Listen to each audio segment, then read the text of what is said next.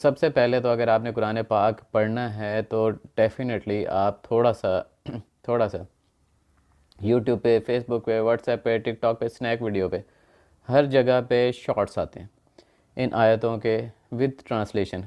अगर आप टिकटॉक पे जाएं और लिखें कुरान ट्रांसलेशन, तो उसके ऊपर वो एक प्रॉपर एक टैग हैश टैग आएगा, आप वो उसको सब्सक्राइब कर लें और डेफ़िनेटली आपको जो है कुरान पाक की ट्रांसलेशंस के साथ साथ कुरान पाक जो है आयतें और ट्रांसलेशन वो आना शुरू हो जाएगा। इसके बाद अगर यूट्यूब पे जाएं तो भी आप कुरान ट्रांसलेशन सर्च करेंगे तो काफ़ी सारे चैनल्स आपको, तो जो आपको बेहतर लगे, इसमें कोई लिमिटेशन नहीं है, कोई कुछ नहीं है। स्नैक वीडियो पे भी हैं, हर चीज़ पे है। तो वो उन लोगों को फॉलो करें जो कुरान पाक की ट्रांसलेशन के साथ जो है आपकी आयतें वगैरह अपलोड करते हैं। और साथ साथ इससे पहले सीरत ज़रूर पढ़ें।